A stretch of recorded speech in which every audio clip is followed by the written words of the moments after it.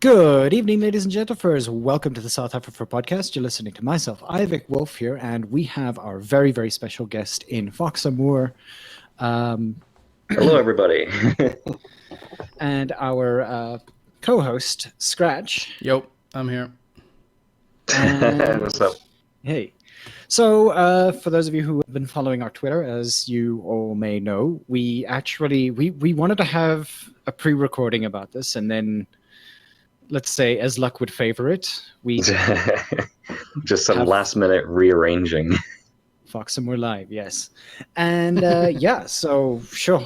Those of you who are all here, we've got a fair few of people here, and I'm assuming that there's so many more who are listening on other apps. But on the chat app, there's about a couple of you. What's up, guys? Hi, everybody. So for those of you who are here, do remember to put in your questions on furry.fm's live chat. If you want to find that, just go to furry.fm, click it in there. You'll be able to see the live chat there. If you're not logged in, find a way to log in and ask your questions in chat. And yeah, okay. So we do have a whole bunch of questions here. I've sent them through to you. Hey, I am ready. We can always just obviously start with the first question, which is how or why did you find interest in the fandom? Yeah, I mean, it's a question that everyone constantly asks me, and it's not just furries that ask me either. It's like the general normies will come up to me as well. It's like, so what actually got you into this? Why the animal people? Why is animal people? So honestly, it boils down to the fact that, like, for my whole life, like, I've always been fascinated by foxes. Like, I've always watched the shows that featured foxes as characters.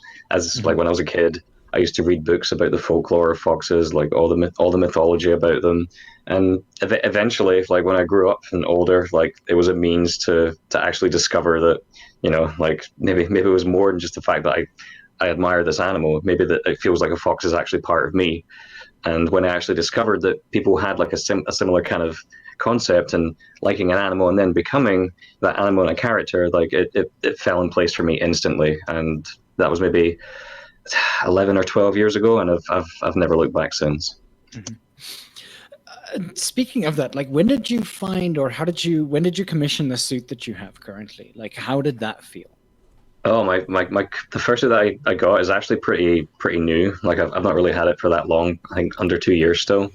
But he's been on basically every continent except Africa with me, and he's been like a travel companion for me now as well. And the only thing I regret was actually not getting a suit sooner, and I never just really got around to it. Or, you know, I guess maybe at first, you know, like how could I make this suit something special? And that's kind of where, like, I figured out if I could play piano in it, then, you know, that's something that's a little bit different. So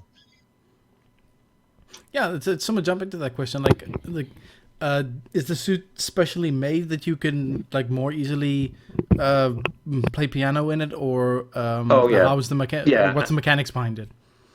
Yeah, it's absolutely made in a specific kind of way. So I've got two different sets of hand paws. I've got the original set of hand paws, which you would normally see in, like, regular photography and stuff, or wearing casually. The other set of hand paws, there's fur on them, but they're more designed like gloves. So you actually still have, like, the full dexterity of all 5 of your fingers in each hand. The problem is, though, it still widens your fingers just slightly, but it's enough that if you have muscle memory, it kind of throws your muscle memory off slightly because your fingers are slightly fatter, and you've got to compensate for that when you're playing. So that's why if I'm ever playing in fursuit, like, I have to have, like, maybe at least half an hour to an hour just to kind of adjust to the new kind of widths for my fingers. But absolutely, there is, like, a separate set of hand paws that are specifically designed to give as much dexterity in each of my fingers as possible when I'm playing. All right. Okay, that's actually interesting. Yes. That sounded Yeah, I figured there would definitely be some kind of specific set of hand paws for that, because I mean, yeah, I mean whether there kind of has to be, because when you look at just regular hand paws, you'll see, like, I've had all them of a on sudden their your fingers can be, like, well over an inch. Yeah, exactly. Yeah, I mean, I know jazz hands are a thing, but that's just kind of ridiculous. It's not gonna work very well. You've got to have that dexterity as much as possible. It's like it would be like playing with each of your fingers stuffed inside a hot dog bun. Yeah, exactly. Yeah. So you're just gonna mash those keys like crazy. Yep. Then sort of like what makes performing in the fandom worthwhile? I think just the fact that this is a fandom that really values original content in an art form. It's not just an art. I mean, I think it's pretty fair to say, like, a lot of the times I think music gets overlooked in the fandom. You know, it was no easy feat getting to like the position that I'm in the fandom now. Like it took years and years of work and persistence and getting my name out there and collaborating with others. And here I am because of it. But I think recently, like, music's actually started to get like a little bit more kind of recognized in the fandom, which is kind of great. And I think that's genuinely the reason why I love performing in the fandom so much, is that because people in this fandom really do like admire original content. And if you're like an independent musician, you know, like record labels like are a dream. Like it doesn't matter how good you are or how bad. Like it's a lot of the times, like, the music industry nowadays can be a lot about your image, not just the sounds you make, for example. As someone who comes from like an indie music background scene, the fandom is actually the perfect place for independent musicians to actually have like a platform because of their original content. And I think that for me has always been like the real reason why I love this fandom so much and why I love performing in it. Just because there is so much like sort of love for the indies, love for the niche kind of thing. Right, exactly. And there are people in this fandom that genuinely do like admire that music scene. Like, people love the independent music scene in the fandom, like it's prevalent. So being an independent musician in there, although it's hard trying to get started at first, because, as I said, like, music's not often considered like the biggest form of art in the fandom. But when people do discover it, like, they're loyal, they appreciate it, and the word spreads from there, I'm still waiting for like an actual metal band to pop out from the fandom itself. Like, I know that there's a whole bunch of performers, but like metal in and of itself is actually something that's not very well. I don't know. Yeah, I don't know if it's even suited or not. Right, exactly. Dude, but I've met other people like as you said, are performers that are in the fandom. A lot of them don't let it known in their public image, or if they're in like a lot of normie situations. But I've definitely met people that have like performed in Cirque du Soleil, like whether they're actors or like part of the AV crew and stuff like that. They're definitely out there for sure. Dude, could you imagine how much it would suck to do a metal concert in a fursuit? Not to be negative or anything, but that must be chaos.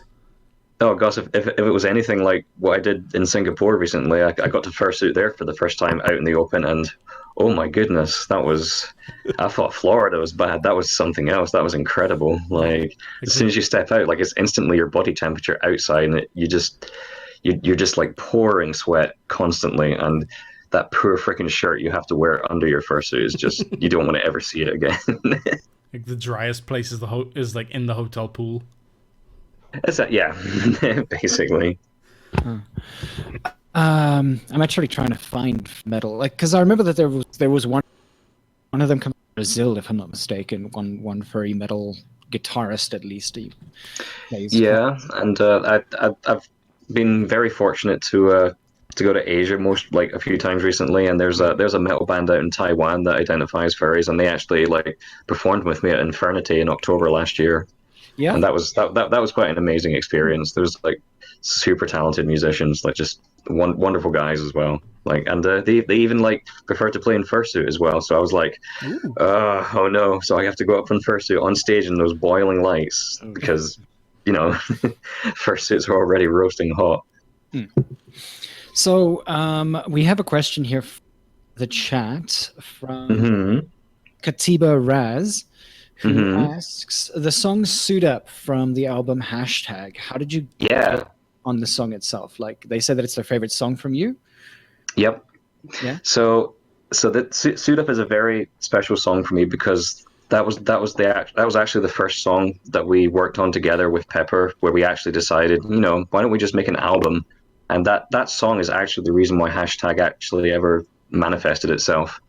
Basically, Pepper had this concept of a song, and it was called Suit Up. He'd written lyrics for it, and he had the chords and stuff, and he sent me it.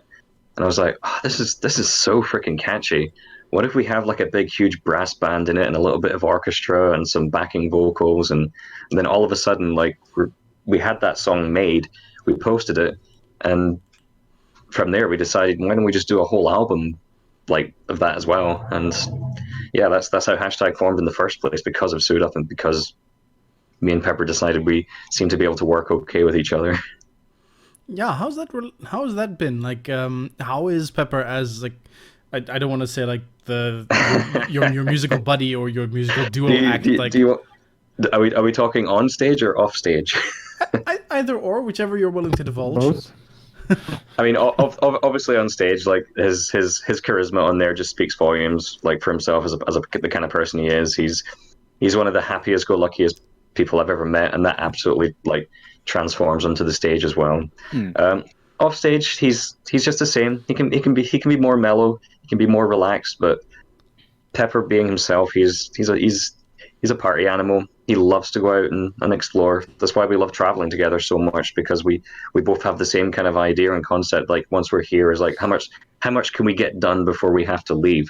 So that attitude, like, just it spills off stage as well, and it's very infectious. Oh, that's so cool. That is really, really cool. So another question here from Galax, who asks, how do you create your compositions? Do you start by experimenting melodies on the piano or other instruments? Honestly, like the former what you said there is absolutely how I do it. Like I will just load up the piano patch, just play piano, just and see what ideas come to my head. It's often a thing where I'll score out like the entire piano and have it there as just a basic concept, and then start orchestrating around that. Then I would remove the piano and then put the piano back in afterwards, once the idea of my head of the song had actually built up more. Like, I don't really use like sheet music that often. I don't use it as way often as I should, especially because I'm having to work with orchestra all the time. I can do it. I'm just too lazy to like write stuff out. Like I'll go there and I'll create I'll create like a piano skeleton, put the orchestra on top of it, and then most likely remove that piano out and then put it back in if it's necessary. And that's usually how a Fox Amoore song is generated. Nice. Yeah, sheet music is straight up Greek to me. Yeah. It's certainly handy. I mean, with recent situations with recording with live orchestra and stuff, like it's been good because it's forced me to actually have to do that and keep my finger in and knowing how to do all that. Like working with orchestra is amazing, but when you have to get all the sheet music ready for them, it can be a lot of work. Mm. Kane Hawkins says hello. Been ages. Hi, Kane. Yeah, met you at EF18, I believe. Mm-hmm. Yeah. Another question here from Jessica. They ask, what is your favorite synth to play on? Favorite synth right now is, I mean, probably like something from the Juno series. Like if we're talking about like hardcore synths, like I guess we're not talking about like workstations or like digital pianos. Like the Juno was great. The Mini Moog was fantastic. I had one of those for a little while before I gave it away. Well, sold it, but I had to like downgrade when I moved house essentially. So some between the Mini Moog and something from the Juno. Like in terms of keyboards that I normally use performing, like I use right now the Roland RD2000, which is basically one of Roland's newest like digital pianos / workstations that are really nice, full size, and it's actually easy-ish to play in fursuit as well because it's full size notes as well. Ah, okay. Final question. I think we can go into a break just now. But final question here is, how do you manage your privacy while having to be in the public eye a lot? I mean, it was always a question at first when I first joined the fandom, because when I was younger and the world was slightly younger as well, like I'm really showing my age here, my God. Like, it was very hard to explain at first to people, like regular people, like to what interests I had. You know, like I'm in the furry fandom. It's like, oh, this guy likes dressing up as a fox, and you know, at first that can be very strange. You know, but gradually over time, when I started meeting people in the furry fandom, like it helped me kind of develop like much more of a confidence. And honestly, right now, like in terms of like my public and private life, all of my family know I'm in the furry fandom. there's no escaping like what I do. Like they see me going all over the world, like taking a fursuit with me and playing piano in like so many different locations and venues. They see me in a country like every single week, so it's kind of impossible to hide from like the from a family with all the private stuff. But I'm very fortunate in the sense that I do have a supportive family, and I've met and work with musicians not in the fandom at all that will call me Fox, like the drop of the hat, like it's nothing. They've seen pictures of me, they've seen pictures of my art, and and so far, like I've really met people that just didn't really care, like, and it made me like realize, oh, maybe I didn't have to be so secretive about it, like until recently, Yeah. Okay. Shall we move into musical break? We can move. Yeah, go for it. Yeah. Which one would you prefer? We put aside 4 songs, either Dreamcatcher, Rescuing Ghosts, Lighthouse, or City of Azure Lights. Which one? Let's go from the top one then. Let's just start it off with that, with the classic introduction, because I'm pretty sure that's the one that's got Tim Russ from Voyager, like doing his voice acting thing at the start of that. So that's always cool to listen to. Okay. All right, let's fire that one up. Just beyond the surface of our world lies an undiscovered country, always changing, treacherous and beautiful. When we slumber and slip through the walls we built around us, when we wash onto unfamiliar shores and step into the wild, the paths ahead can carry us toward our future or trap us in tangled destinies and lies. Close your eyes and listen. Hear the music, soft and distant like a beacon in the dark. A dream catcher guiding you through feathers and twine to where you belong.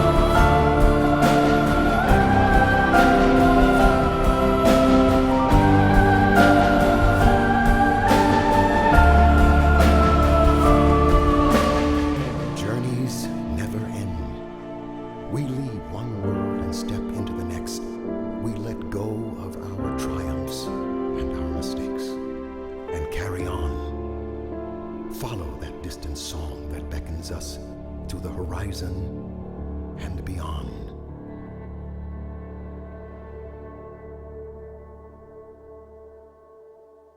And we're back. Oh, hello. Hi. Welcome. Hello, Rehai. Hello, we're back. Okay. And there's a 30-second delay. No, we're good. We're good. I know. I'm randomly chatting about a 30-second delay that doesn't exist. There was actually a question here from Kane Hawkins again, asking, are you still using the Sibelius as software for composition? Sibelius, I just basically use it if I need to get some sheet music kind of like sort of produced out. I don't really use it for composing specifically. In terms of my sequencer, I'm still using Cubase, and I think it's like Cubase 9 or 10 Pro now. I forget what version it is. It's one that I just updated recently. If it works. Yeah, if it works. Yeah, I mean, the thing is, like, when I went to, this went way back to, like, high school, like, when I was in music class, they would use, like, a really old version of Cubase and then a more modern version of Cubase. And then when I went to freaking university, they also, like, use Cubase. So it's like, I'm never going to be able to work on a Mac ever. Like, it's like, it's going to be too much of an adjustment for me, and I'm too scared of the change. So I'm just going to stick to Cubase. Okay. So... No, go ahead, Avik. How do you actually handle the traveling that you do? Trying to sleep on the plane, and sometimes you just don't. Like, there's been one or two situations where like I've turned up, or usually when I come back home, and I'll just like freaking collapse on bed and be wide awake at like 1 o'clock in the morning and not get any sleep. Like, jet lag, you never get rid of. Like, I've done like, I think like 420,000 miles, like in just under 3 years, and not once have I ever managed to get rid of like jet lag ever. Like, it just seems to be like a constant thing. It feels like as well, like I need to be home like for at least like 2 to 3 weeks now before like everything kind of like catches up with me. It's kind of like having like a sort of like trail behind me. It just kind of like, it tries to catch up, but before it can, I have to leave again. So it's just kind of like a constant vicious cycle for each place I go to. Okay. That's moderately annoying. Yeah. So yeah. Just sort of a follow-up on travel and everything like that. Like, with all of the traveling and things, do you find the idea of being a musician in the fandom to be... I think many people might want to try to create this as a business, because that seems to be a question that a lot of people ask. Like, is it lucrative to be able to do that? Like, even like work-wise, things like that. Like, is it... How exactly did this sort of come to be the thing where you can and have the ability to travel from point to point? Right, and I think of it, a lot of that comes down to, like I said before, like, you know, it's taking like the amount of time, the amount of effort, the amount of dedication to constantly writing material, to like trying to get your work out there, to collaborate with others. Like, I would never have started like touring with Pepper if I hadn't like had like the real desire to like collaborate, and he had the same sort of desire as well. And I guess when me and Pepper like started like working together, like something really clicked, and then there was like so many like cons asking us to go here, go there, and it's still happening as well. And like we fully realize it. Like, this could be like the prime of it right now, and one day like that'll just it could dry up completely.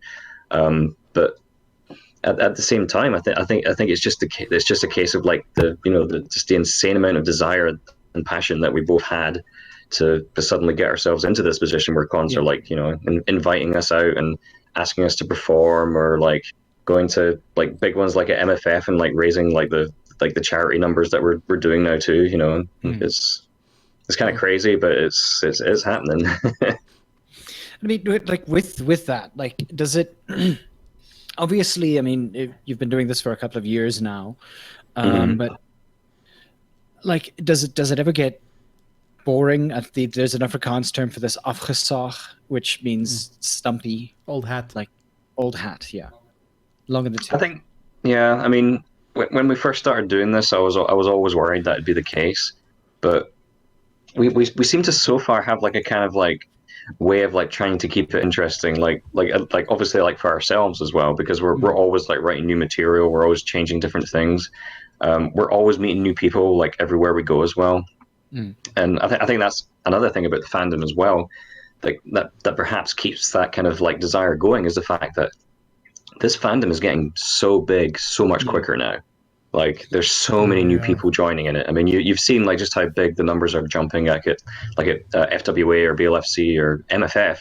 You know, you're seeing like these cons jump incredibly much now because, you know, you've got people like out there like Sonic Fox, for example, who's in the mainstream eye now, and people are following that and then discovering the fandom for themselves too. So we're in the kind of like generation and age right now where the fandom is really like starting to kind of boom, and some people, you know, some people will like that, and obviously some people won't as well. But that's what's happening, and I think with us being currently what we're doing now is that we're getting fortunate to actually, you know, catch on to that.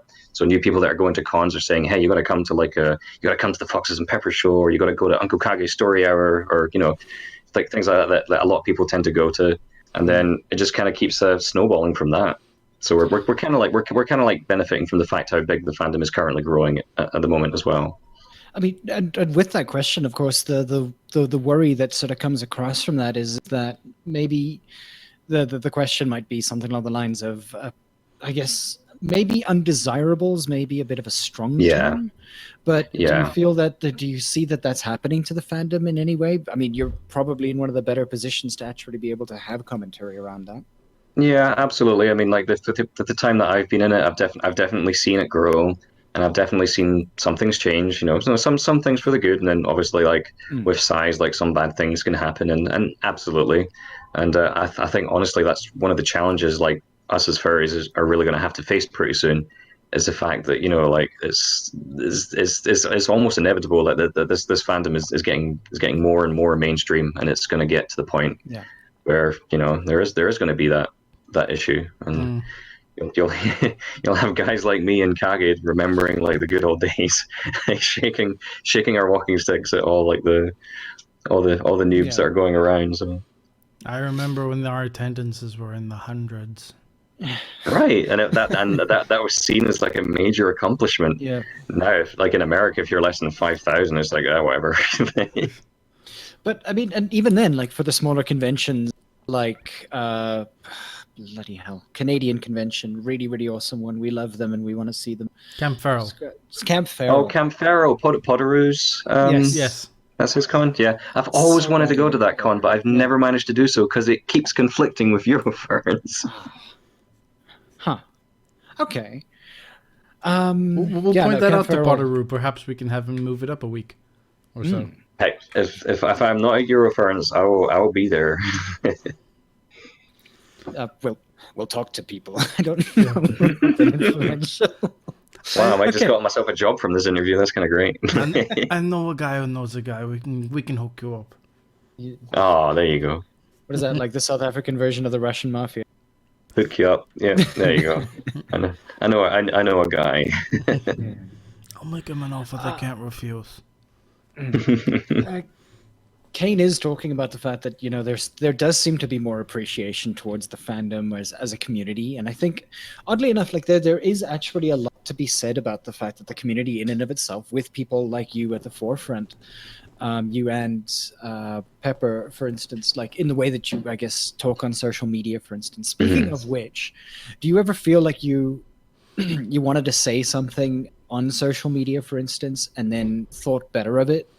Because there was that for a little while, but nowadays Pepper says everything on social media that I think needs to be said. So I just let him do that. You know, let him focus on that, because honestly, like, you know, he's, you know, some people might say, you know, he has a mouth, but he's got an honorable mouth. You know, he's got a good mouth. So I'm absolutely fine. You know, speaking, letting him speak on that sort of behalf. Just let me be the fox in my den. Just like sneakily making all the music. All right.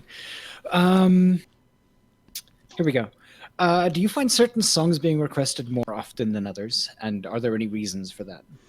Oh yeah, I mean, I know this. You said to me like PG-16, right? But there is a specific song that me and Pepper like perform all the time, especially at our After Dark shows. That song is by far the most requested song we have at the moment. Everyone will know the horse song, I'm sure. Yeah. I mean, it's always been out there. Like it's Yeah. on YouTube. Oh, for sure. Yeah. It's a meme. It's a meme. Like it's a viral meme. Like he's certainly had a lot of interesting things happen because of it, and I've actually been there to witness some of it as well. So. Yeah. Sort of speaking. Yeah. Let's not. I mean, it isn't just that song. Obviously, I mean, we get like songs like "Spread Thy Wings" asked quite a lot. A lot of people ask for like "Starry Destination's" a popular one from "Come Find Me." Anything from my first Abbey Road album, a lot of people tend to ask for as well. And obviously, like everything from Hashtag, like is like I don't know, it's kind of seen as like the classic Fox and Pep thing. So. Speaking of Abbey Road, like, walk us through that for a couple of seconds. Like, what was the experience like? Just the experience. Yeah. I mean, not a lot of people can say Abbey Road, dude. Yeah, I mean, it was definitely inspiring. That's for sure. It's a museum as well as like a studio. Like you go in there and you're afraid to touch everything. Like there are microphones like just sitting in this tub that still freaking have like Paul McCartney's saliva on it. You know, it's all there from like Beatles. Like they had like the DAT tapes of like A Hard Day's Night just sitting outside like one of the studios, like inside the actual complex, and that was just like crazy. I was like, oh my god, like imagine if you swipe that, how much is that going to go for eBay? Exactly, and the thing that I loved most about the studio was the fact that they were so laid back, they were so casual about it. You know, at the end of the day, they're still a working studio. Everything that goes in there, they're very serious about their work. They're very professional, but not a trace of arrogance, not one. Like it was by far the most incredible musical experience I've ever had in my life.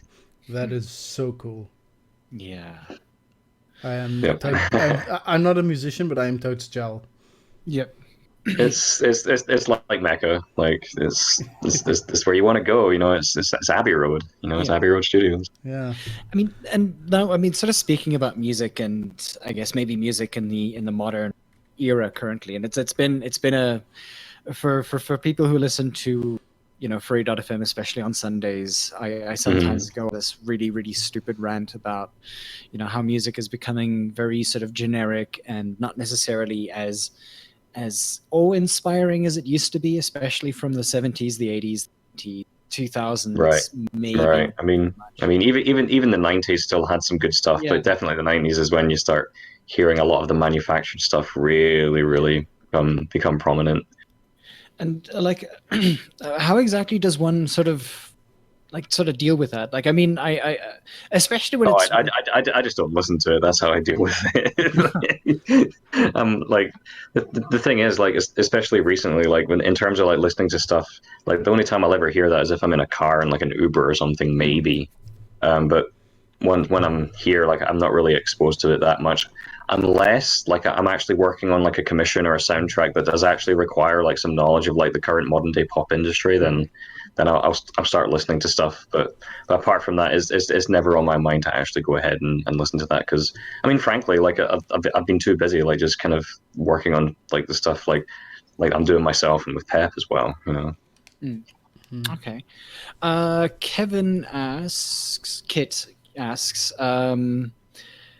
can you ask Fox how you practice improvisations? Oh, it's such a difficult question, because obviously when you're improvising, the ideas are different for everyone. It's kind of like, you know, the general concept of it.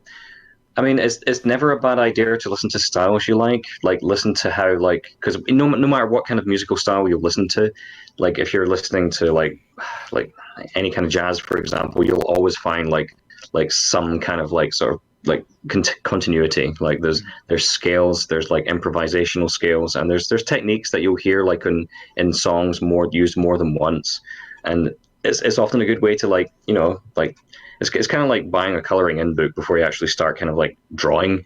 Like it's totally okay to like experiment with color first before you actually start going on a tangent and trying to do your own thing. You know, find melodies that you like, melodies that you enjoy playing. You know, play them a few times and then start altering them a little bit. You know, change some of the notes and kind of go from there. And then eventually you'll get to the point where you won't need the lines anymore, and you can just like paint the whole kind of melody yourself. And that's really the best way I can describe it. But it's really different for everyone. Okay, I think this is probably a good place to go into another song. Hey, that's fine. That means another excuse to fill my glass of wine. Awesome. Sure. I'm going to put on Rescuing Ghosts next. Oh yeah, it's one of my favorite ones actually. Listen out to the choir on this one. This one was a really emotionally amazing performance by the choir. Okay, maybe just talk us through that for a couple of seconds, so that. What absolutely. Rescuing Ghosts, or as it was originally called, Talking with Ghosts, was actually one of my older songs, and I liked it so much. And since I had the opportunity for a live orchestra and a choir, I thought I'd bring it back and change it a little bit. One of my best friends, Tyrrell, he actually did an animation called Rescuing Ghosts. Yes, some people might have seen it. And that was actually another major inspiration as to the reason why I wanted to actually redo that song, because when he surprised me with that, oh my gosh, like the tears. I was like, I didn't know you had a soul, Tyrrell. Oh boy. All right. Okay, cool. So we'll play our song, and then we'll be back in a few minutes, guys. Hope you enjoy. Got it. Enjoy, guys. If I can do this properly, come the hell on. Listen properly. It sounds like old man grumble. He does that more often than you know.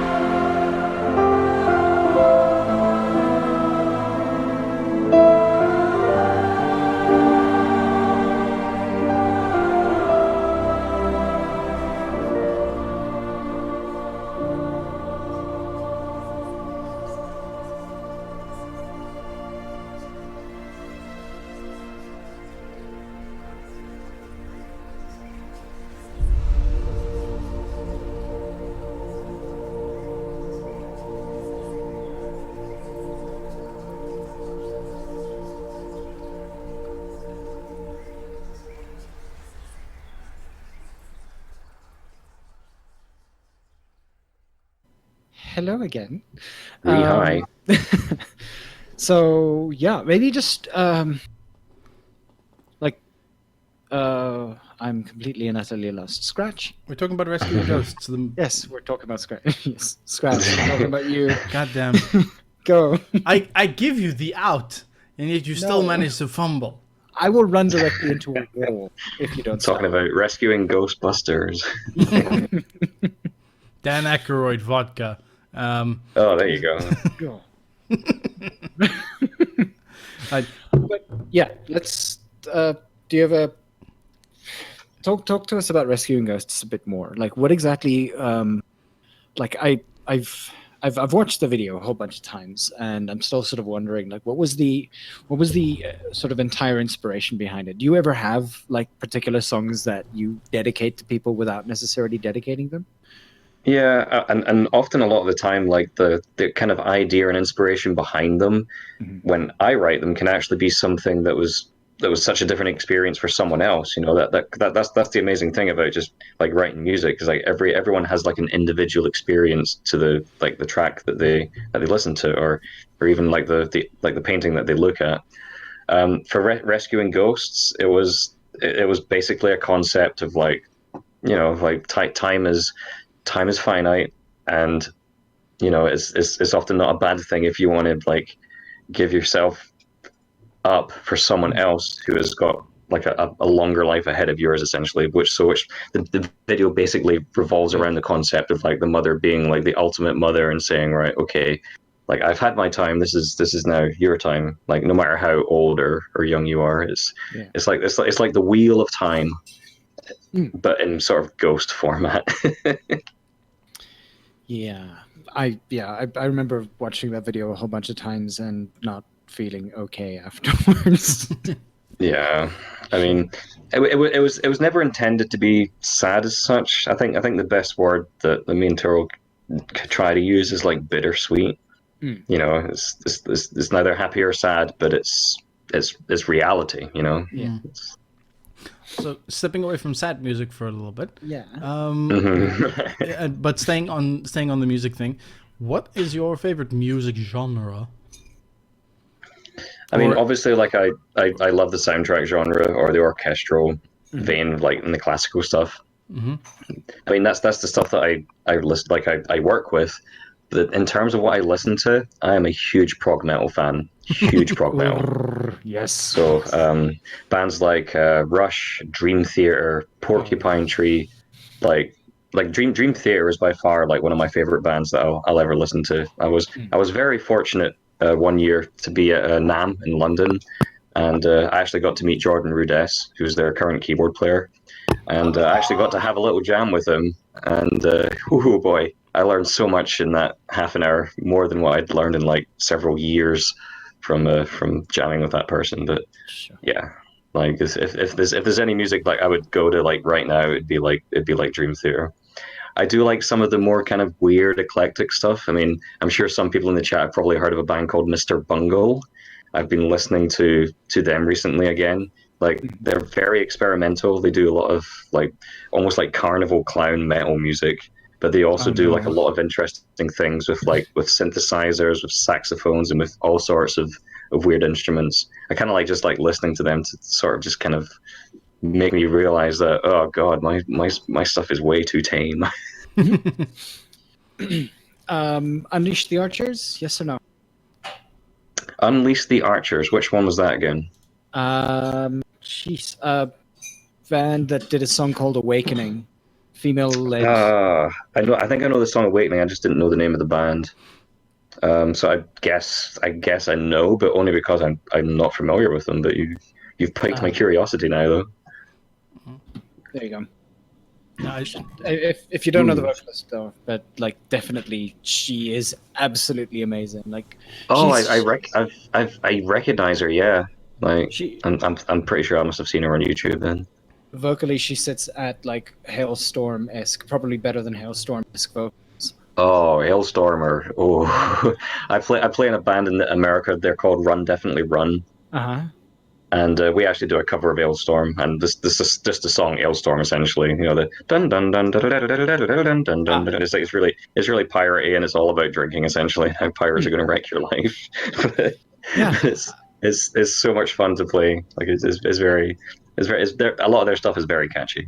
And I mean, especially when Pirates of the Caribbean was still pretty big, Ailstorm definitely found a niche. I mean, who does not want a pirate metal band? Come on. I mean, the same people who like Sabaton, I'm assuming? Probably, yeah. Or me, like Mr. Bungle. I need to have a listen to that band now. And then you get... I'm actually curious, like, I mean, how many people in the chat actually have heard of Mr. Bungle or ever listened to them? I'd love to hear people's opinions on them. Yeah, chat, that's a question for you from... Yeah, I am sending a question now, guys. And then you get bands like Who, the Mongolian metal band. The Who? Yeah, the band's called Who, like H-U. They're a Mongolian metal band. H-U. I thought you were talking about the... I thought you meant like The Who. No, not The Who. They're a Mongolian metal band? No. The band's just called H-U, like... Yeah, the guy has... he sings metal? Throat... Yeah, like Mongolian throat singing as metal music. In metal? That must be... metal, I'd love to hear that, yeah. That's kind of cool. I really love it when they combine like super ethnic styles with like kind of like a more sort of like defined broad style like metal. For sure. Yeah. I'm gonna post that in our chat quickly, just for your reference. In any case, music aside, can't really put music aside. Your most memorable concert or concerts? Oh, that's a real tough one. Probably though, like the one that I'm most proud of, like just now, was actually one that was fairly recent, and that was when we did a fundraiser at Midwest Fur Fest, and just December last year. And we made it a charity drive, and we raised like just over $12,000 for MFF's charity, and just the whole way that came about, like every single thing that was planned, like all of Alkali's like fun screaming and all the amount of drinking that was happening, but the amount of money that we raised for charity there, and the crowd was pure electric. If I could have that same gig for the rest of my life, I'd be very, very happy. Oh, that's so cool. Yeah. And it was genuinely like a moment, like as we said, like the fandom is getting a better reputation now, and like the stuff we are doing for charity is very serious, is very real, and it's getting harder and harder to ignore that now when you're raising such crazy amounts of money for like animal charities or for even like maybe charities that aren't specifically like just animal related, because I believe like MFF's charity was technically for children, but they were actually helping train animals to be like, you know, like their assistant animals essentially. Yeah, exactly. Yeah. So that was a super rewarding experience. Oh, that's really cool. Sylvester Chan asks, which songs of yours do you feel are the most underappreciated? Oh. Well, that's a critical question. Gosh, I'm not sure. Let's see. There are definitely songs that I wish we actually had in our set more often. But I think honestly, a lot of the time it's just a little bit impractical because you have to get backing tracks ready for it, because it is mostly just like instrumental orchestra stuff. So if anything, like I'd probably, because like I don't get to play them that often, it shows, probably just my instrumental solo piano pieces, like pieces like Spirit of the Hawk that I did like on Spread Thy Wings recently. Or even like Another Day in the Life that I did on the Dreamcatcher. That was actually quite significant because it was the very same piano that the Beatles played on the song A Day in the Life. It was the very same piano, and I used like the same chord at the start and the end. So if you're a Beatles fan in that chat, you'll know exactly what I'm talking about on that song. Gel. That's amazing. Like, I'm not a musician, but I'm jelly of that. That is really cool. Heck yeah, the piano was very dirty as well. And I'm pretty sure I cut myself and caught tetanus thing on him at the same time. That's the best. That's the best kind of tetanus to have. Yes, you'll never forget it. Also, it's also Ringo Starr's deadness, but we won't talk about that. Oh god, best drummer in the world. He's not even the best drummer in the Beatles. That's the thing. Well, that's the thing that me and Pepper say to each other all the time, and Foxes and Peppers as well. It's like whenever like Pepper goes on the piano and he starts like playing piano, it's like Fox Amoore, the best piano player in the world. He's not even the best piano player in Foxes and Peppers. Because it is really cool, like Pepper being multi-talented, and like I can jump onto guitar and do basic chords and stuff as well. But he can jump on drums and jump on guitar like it's nothing, or piano too. And vocals and yeah. Oof. Yeah. We have a question here from Kovar. Hey. He says greetings from Berlin. And the question he has is, when and how did you decide to be called known as Fox Amoore? How did you settle on the name? And also, hey Kovar, if you haven't checked out his work, he's a really talented composer, by the way. So hey, nice to hear your voice, man. So, or see your text, whatever. Basically, like, it was really weird because like the Fox Amoore name actually came from Furcadia, which was like years and years back. That's some old like way stuff. back. If anyone remembers Furcadia, then they're gonna know exactly like what I'm talking about. Like I created just any random name. Like it was originally like Keyboard Fox. Like, and that was actually my really old name that I created on YouTube when I think YouTube just actually began.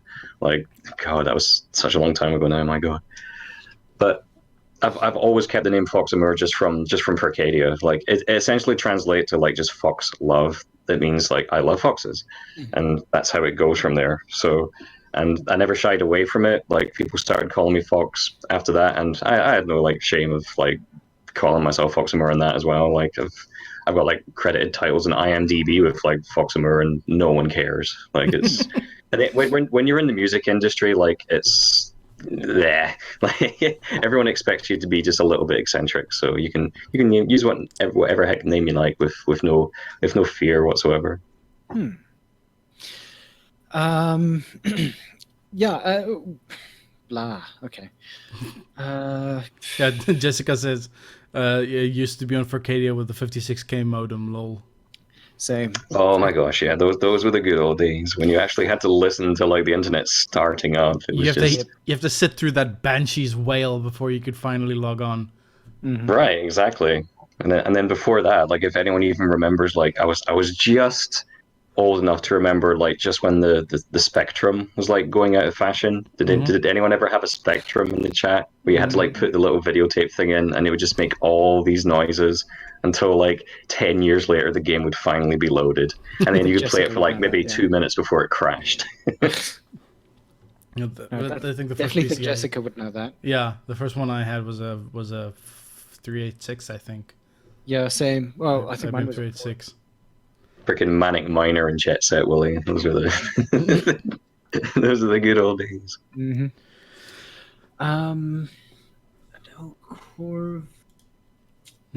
Kovar is talking about OC name and studio names, difficult to choose from, especially with that. Do you ever find that, or you never found it difficult to sort of choose your name, or do you think that you were?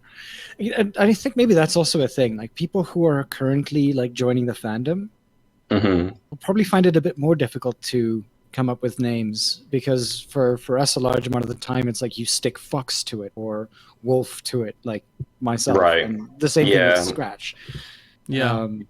No, I think genuinely that's a very good point. You know, I mean, even if you're not looking in the fandom, you go towards like, you know, like stuff in the regular world, like Fox McCloud, you know, or Wolf O'Donnell, like you know, they're all there in like mainstream as well. But yeah, I mean, when I picked that name, it was really just a sense of like, okay, I like foxes. My surname is very similar to Amoore, so there we go, Fox Amoore. Done. Amoore. Well, that gets said sometimes too. Have you ever been mobbed by fans? Yeah, once or twice, but never in a bad way though. Like it's never ever been like an unpleasant experience or anything. Just like in a hi, I have to be somewhere, but nice to meet you kind of way. Yeah, sometimes. But I mean, usually that stuff kind of happens like when, for example, me and Pepper have finished a show, like people will come up and they'll want to talk and like maybe buy CDs or get something signed, and then everyone crowds around there. But honestly, like a lot of the times, if we're just kind of like walking around cons, like people are usually like really respectful, and they don't like try and like take up like a bunch of our time or anything. Like even though we honestly don't mind, but usually it only really happens at the show, which is, you know, I'll not complain about it. It's really nice, you know. Okay. We want to do song number 3. Yeah, I think let's do song number 3, and then we sort of wrap All things right. up. Yeah. Next song is Lighthouse. 2 or 3 more questions. Yeah. Oh, here we go. And once again, check out the wonderful choir arrangement that Pepper did for this song too. For Lighthouse. Yep. Okie dokie, here we go. Let's try and not screw this one up.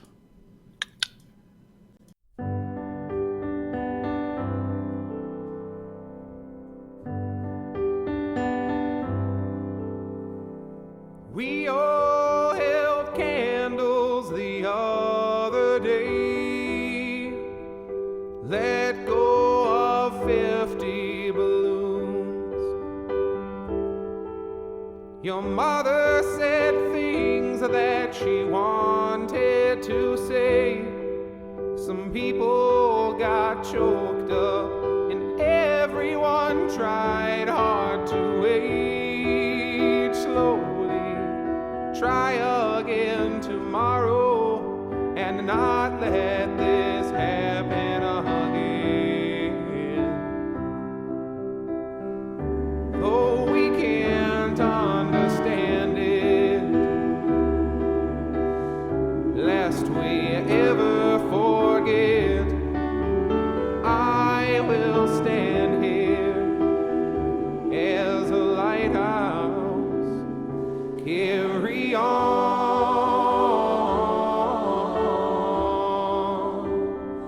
carry on.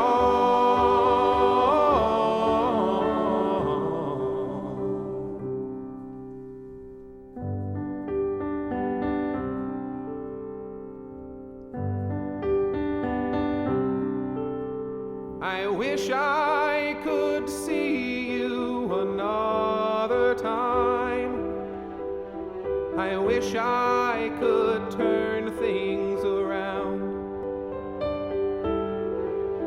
I wish that my sorrow could lead me to find another few hours, another few ways to try to age slowly.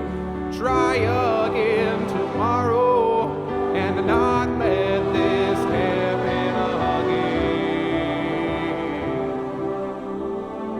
Though we can't understand it,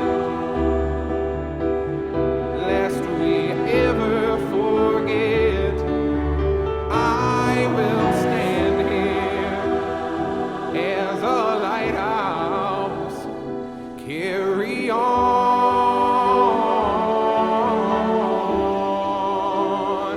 carry on.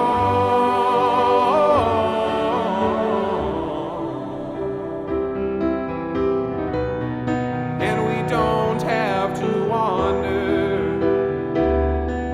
We know we all miss you the most. We know we all miss you the most. Yeah, we know we all miss you the most.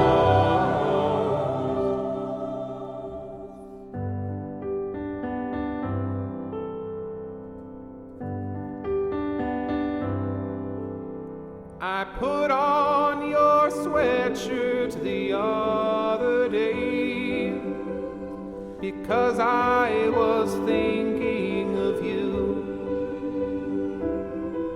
I tried to remember what my preacher told me about trying to make every precious moment last and to wait slowly. Try again tomorrow, and not let this happen again. Oh, though we can't understand it,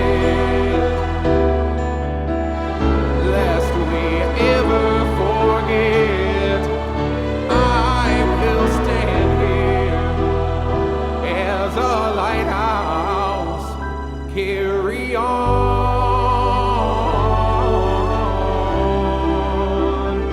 carry on,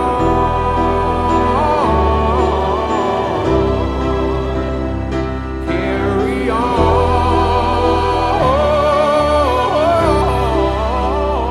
carry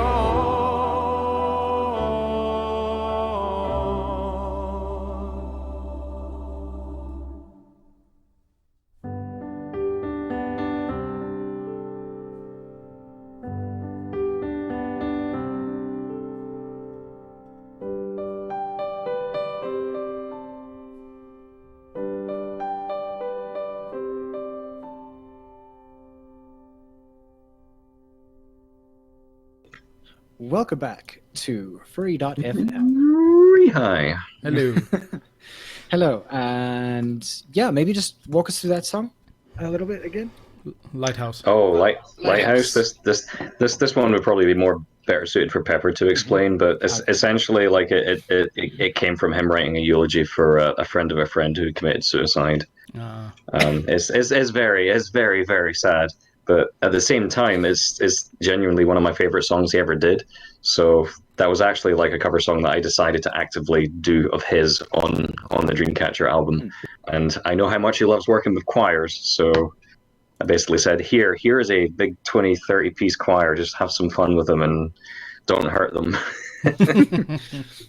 Speaking of, and I mean, like I've actually been with a large amount of sort of artists who've been in the game for a while. Even what's the word? A band here in South Africa called Strident did it.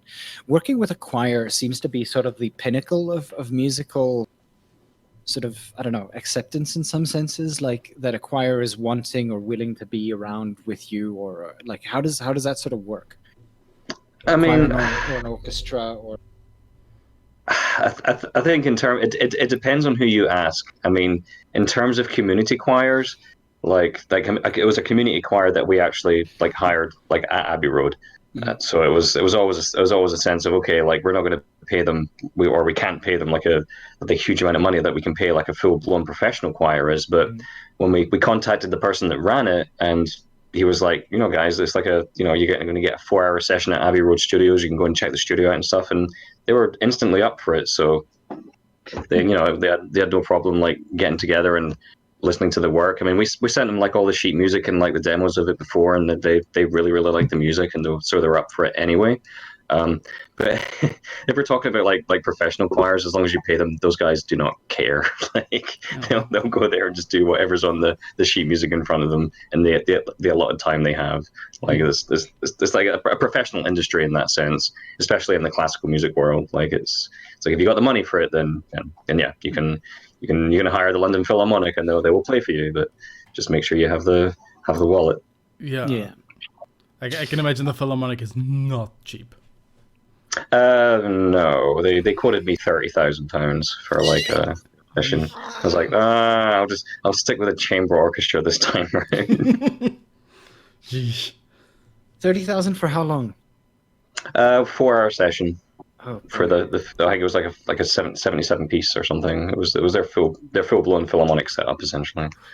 Dang. It was kind of crazy. I was like, oh guys, I like you a lot, but I could buy a Tesla with that kind of money. Like that's a down payment on a house, for crying out loud. Yeah, like you could buy a house in some places with that kind of money, and especially in America where there's so much like empty space. Jessica asks, what are your thoughts on the Korg PA 4x4? Korg PA 4x4? That's 4x. Is that like the kind of pad thing, Jessica? I'm not 100% sure what that is. Like I recognize the model, but that's not like your ordinary kind of thing. Is that one of those weird music pad things that you just kind of like keep hitting the buttons on? Like what is and what? It Korg PA 4X Professional Arranger Korg. Yeah. Oh, hang on. Then if it's an arranger, then it's I'm posting the link here. Oh, I got it here too. Okay, here we go. Yeah, no, it's like the waiting music. It's like, hang on 1 second. Yeah. Although, like, I want to say Powerhouse is a little bit like too energetic for wedding music. Yeah. Let's see. Ooh, oh yeah, okay. I've definitely seen this keyboard, but yeah, I've never had the opportunity to actually play one yet. They're like the ultimate like top of the range workstation keyboards right now. I did get to play like a Korg Oasis once, which is like I think one of their older, huge freaking arranger keyboards. But once again, like when that came out, and I still think they're very expensive. So I can't really give an opinion on it because I've never played this specifically. But if it's anything like the Korg Oasis, then hell yeah. Yeah, Jessica says it's awesome. It's one of the synths with a fantastic piano sample. So yeah. Yeah. Oh, absolutely. Like Korg, like they pride themselves on their realistic pianos for sure. All right. Okay, so I mean, we're coming to the close of this. I know that pretty much again we've got like a 30-second to 40 delay. So I'm going to put out the question as if anybody else has any other questions for you, but that's obviously going to hit them in about 30 to 40 seconds. So yeah. But yeah, the Fox. It's been super great having you on the show. Like it's been. Oh, guys, it's been an absolute pleasure for me as well. Like it's been a nice distraction from having to constantly write music every day for the Eurofern's Puppet show right now. It's crazy, like the amount of work how's that going so far? How's working on puppets? Main theme is done. The puppet show theme this year is very, very music based. It's about a band. So I have got a ton of work involved in it, and there's definitely a little surprise that people are going to see in terms of the puppets as well. I can't really say much more about it, but it's definitely unique this year, and it's definitely very well suited for like the stuff I'm doing for it. Essentially, it's all about the music this time, which is very exciting. Awesome. I mean, aside from that, any other future projects? Got a couple of video game things I'm working on. There was a documentary that a friend of mine, Ash Coyote, has been working on. Me and Pepper are going to be doing a soundtrack for that. Me and Pepper are also working on a video game soundtrack, a collab one actually. We're not really allowed to talk about it too much. It's all like NDA stuff and all that kind of thing. But it's exciting. Like we'll be able to reveal more about it really soon. And then apart from that as well, like I'm trying to catch up on all my old commissions that I took before I started like traveling like crazy everywhere. Okay. Yeah, we have one question here. What was your from Kovar again? What was your favorite at the NAMM show this year? Oh, the NAMM show. Like, ask him if he saw the big, huge earth harp that they had there. There was a big, massive earth harp out on the. I think it's called an earth harp or something similar. But basically, what it was like a sort of object in the middle of the square, and connected to that from the buildings, even like from the building rooftops, were like strings, like actual like tuned strings. Like it was basically like a huge harp that played like these really freaky, cool, like low string sounding harpy melodies, and it was very beautiful. That was my favorite aspect about that. Me and Pepper also got to play the horse song on joint melodicas there as well. Nice. People were like crowding around, going, "Oh, that's a fun song. What song is that?" And we're like, "Let me tell you a story." Yeah. Oh, that's so cool. I think I'm going to be playing that song a bit later. Is there another version of just the only one? That song there is a I'm not allowed to talk about it too much, but Pepper is working on a new version of it, and I am definitely on it, unfortunately. Much to your chagrin. No. It's honestly anytime I get to work with that guy is great. So even with that song. Kovar says they only saw it. Sadly, only was the first day, so didn't hear it. Oh, okay. Yeah, it was that was pretty incredible though. I mean, honestly as well, like just going to like be there with like just every single person that's a musician, and just like feeling like the amount of like creative juices in that one area in LA at that time was incredible. It was such a cool time. Trace also mentions here that he just wants to say that it was awesome seeing you at MFF and getting to meet you at the dealer stand. Oh, the pleasure was mine, man. Thanks for coming to hang out. Hopefully you'll see you at MFF again this year. And then possibly at SAFC the year after that. Well, I mean, absolutely. I'll be there, guys. Like Africa's the last continent I need to get to, not including Antarctica, but no one cares about that. So, Same. it's just once I've been to Africa, that's me complete my continental journey. Antarctica doesn't have the biggest convention scene, no matter what you're looking for. Yeah, although the rate this fandom's growing, I'm sure like a bunch of like remote scientists will like create like a furry con on some kind of research outpost surrounded by freaking penguins. Base well, con. I mean, Yeah, just base of the world con, like. Yeah. Yeah. I mean, given that it would probably be the only continent certain people would be allowed. Oh, there you go. Base of WorldCon, BowCon, Bow. BowCon. There you go. Fair BowCon. That would be an Antarctica name right there. BowCon. Base of WorldCon. Nice. Themed as Bow to Me Con. First GOH, Bowser. I still find it hilarious that the CEO of Nintendo America has the surname Bowser. Oh, yeah. It's kind of awesome. We did that with a purpose. Probably. But still, it works. Yeah. Oh, it definitely does. Right. So for those of you who are going to be listening, playing directly after this, probably give it maybe 2 or 3 minutes, and I'll be online to be your DJ all the way to midnight our time, which would be for the next, what is that? It's 2 and a bit hours. 2 and 3/4 hours. Yeah. Yeah. Yeah. Oh, dang. That's a lot of good music then that time you can do. Yep. Sometimes it's 4-hour sessions. Yeah. I'll probably at least have like two more hours like scoring out parts for the Pawdcast show, so I won't be getting to sleep anytime soon either. Okay. Yeah. Once again, yeah. Fox, it was incredible having you on. Absolutely. Yes. You know, is there anything guys, you'd like to? Is there anything else you'd like to plug, like Shout-outs, albums anything coming like out that, yeah. or anything? I mean, obviously, you guys have like the links for like my Spotify and my Bandcamp. Of course. Feel free to chuck me a follow on Twitter. If you're not on Twitter, it's just at Fox Amoore, FOXAMOORE. You can follow all our crazy shenanigans. You can see what we're all up to.